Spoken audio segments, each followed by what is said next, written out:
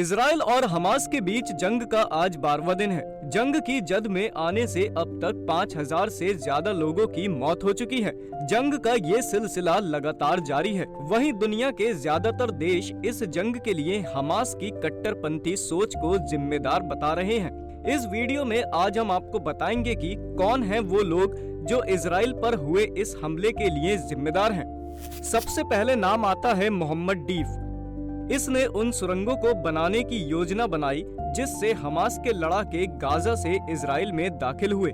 इसका असली नाम मोहम्मद दीब अल मसरी है। इसे अबू खालिद और अल दीफ के नाम से भी जाना जाता है।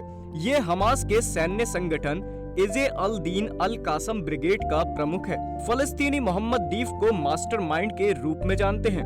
वहीं इजरायली इसे द मैन ऑफ डेथ या द फाइटर विद 9 लाइफ के नाम से पुकारते हैं। जब हमास की स्थापना की घोषणा हुई तो वो बिना किसी हिचकिचाहट के इसमें शामिल हो गया। इजरायली अधिकारियों ने इसे 1989 में गिरफ्तार कर लिया। जेल से रिहा होने के बाद डीफ इजे अल दीन अल कासम ब्रिगेड के प्रमुख नेता के रूप में उभर गया। अब इसमें दूसरा नाम आता है मारवान इस्सा। इसे मोहम्मद दीफ का दाहिना हाथ माना जाता है। ये is all Deen Al Qasim brigade का डिप्टी कमांडर इन चीफ और हमास आंदोलन के राजनीतिक और सैन्य ब्यूरो के सदस्य हैं। हमास के साथ सक्रियता की वजह से इजराइल ने इसे 5 साल तक हिरासत में रखा। ये हमास से अपनी जवानी के दिनों में ही जुड़ गया था।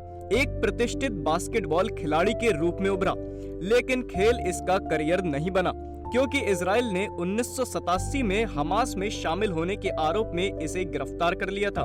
इजरायली सुरक्षा बलों ने इसे पहले इंतिफादा के दौरान हिरासत में लिया था। इजराइल का कहना है कि जब तक वह जीवित रहेगा हमास के साथ उसका दिमागी युद्ध चलता रहेगा।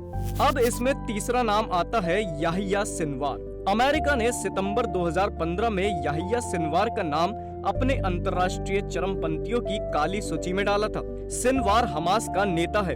वो गाजा पट्टी में इसके पॉलिटिकल ब्यूरो के प्रमुख हैं। साल 1962 में पैदा हुए सिनवार हमास की सिक्योरिटी सर्विस मस्द के संस्थापक है।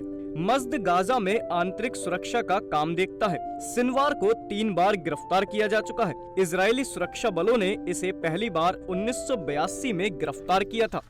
इजराइल की कैद से रिहा होने के बाद सिनवार हमास में अपने पुराने पदों पर फिर लौट गया। सिनवार को 13 फरवरी 2017 को गाजा पट्टी में हमास के पॉलिटिकल ब्यूरो का प्रमुख नियुक्त चुना गया। अब इस लिस्ट में चौथा नाम आता है इस्माइल हानिया का। हानिया हमास के पॉलिटिकल ब्यूरो के प्रमुख और 10वीं फलस्तीनी सरकार के प्रधानमंत्री हैं। इनका उपनाम अबू अल अब्द है। इनका जन्म फलस्तीनी शरणार्थी शिविर में हुआ था। वे 2006 से फलस्तीन के प्रधानमंत्री के रूप में काम कर रहे हैं। इजराइल ने उन्हें साल 1989 में 3 साल के लिए कैद कर लिया था। इसके बाद उन्हें हमास के कई नेताओं के साथ मार्ज अल जुहर निर्वासित कर दिया गया था। निर्वासन पूरा होने के बाद वो गाजा लौट आए। हमास ने 16 फरवरी 2006 को उन्हें फलस्तीन का प्रधानमंत्री नामित किया था। उन्हें उसी साल 20 फरवरी को नियुक्त भी कर दिया गया था। लेकिन 1 साल बाद ही फलस्तीनी नेशनल अथॉरिटी के प्रमुख महमूद अब्बास ने उन्हें उनके पद से बर्खास्त कर दिया। ऐसा इसलिए किया गया क्योंकि is all Deen Al Qasim brigade ने गाजा पट्टी पर कब्जा कर लिया था। हानिया ने अपनी बर्खास्तगी को असंवैधानिक बताते हुए खारिज कर दिया। उनका कहना था कि उनकी सरकार अपने कर्तव्यों को जारी रखेगी और फलस्तीनी लोगों के प्रति अपनी जिम्मेदारियों को नहीं छोड़ेगी। हानिया को 6 मई 2017 को हमास के पॉलिटिकल ब्यूरो का प्रमुख चुना गया था। वहीं अमेरिका के विदेश विभाग ने 2018 में हानिया को आतंकवादी घोषित किया था।